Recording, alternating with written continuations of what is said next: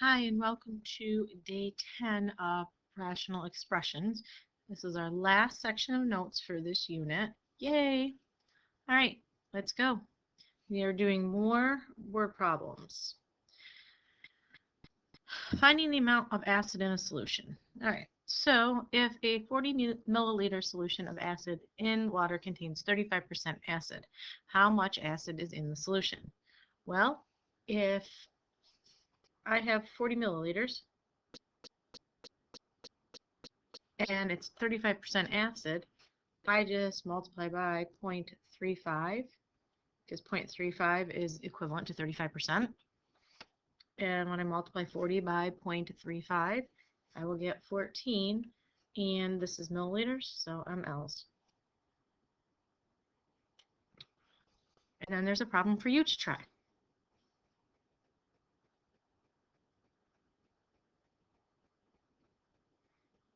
All right, I'll be looking for those to be done in your notes. All right, a mixture problem. A chemist needs to mix an 18% acid solution with a 45% acid solution to obtain 12 liters of a 36% acid solution. How many liters of each of the acid solutions must be used? Well, I got less from here.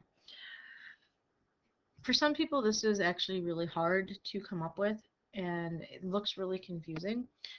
Even though we're dealing with rational expressions, we're not really going to deal with fractions for these problems. I'm changing all of my solutions to decimals, which we needed to do anyway, and I'm making them so that these aren't actually fractions to hopefully make it easier for you. So let's define some things. We're going to let x equal the liters of 18% solution. And we're going to let minus x equal the liters of the 45% solution.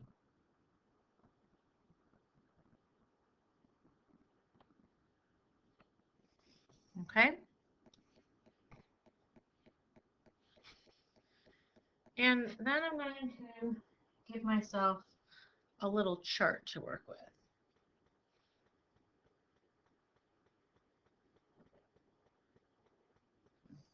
And this is going to be my number of liters. Just use L there, because of L. And then it's going to be the percent acid. And I'm going to multiply those two together. And then this is my amount acid. So we have the 18% solution, and then we'll have a 45% solution, and we're going to have a 36% mixture. So we let x equal our 18% solution, and the amount of acid is 0.18. So when I multiply them together, I get 0.18x. My 45% solution, that's the rest of it, so that's 12 minus x, because there's a total of 12 liters. And this will be 0.45 times 12 minus x. Oops, I jumped ahead here. That should be over here. 0.45 times 12 minus x. Percent acid is just 45%, so it's 0.45.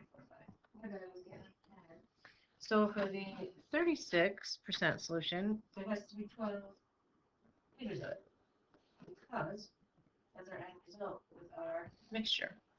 So that would be 0.36 times 12, not x. So then I'm going to write an equation. For my equation, I'm going to take my 18% solution, my 45% solution, and add them together, and set it equal to my 36% solution, because that's my final total. So it'll be 0.18x plus 0.45 times 12 minus x equals 0.36 times 12. When I distribute, I get 0.18x plus 0.45 times 12 is 5.4. And then minus 0.45x equals 0.36 times 12 is 4.32. Now I'm going to combine like terms, the 0.18 and the negative 0.45, and I get a negative 0.27x plus 5.4 equals 4.32. Then subtract my 5.4. So I get a negative 0.27x equals negative 1.08. Divide by the negative 0.27. So when I do that, I get 4. But I have to make sure I actually answer the question. So for the 18% solution, I'll have 4 liters of the 18%. And then 12 minus x, I'd have 8 liters of the 45% solution in order to have a 36% acidic solution. Okay, next problem. It says you try. This problem is exactly like the one we just did, so I want you to try that one on your own. You can use the chart if you want to.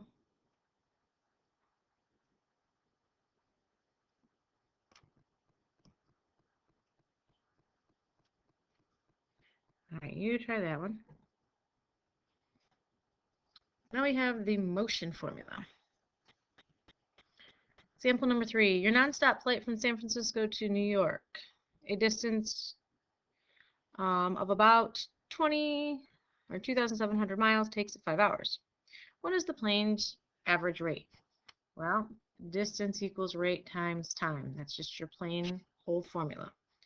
So in this case, distance equals rate times time. My distance was 2,700. We're looking for the rate. My time was 5 hours. Divide both sides by 5. So my rate was 540 miles per hour. Okay, you try this one too.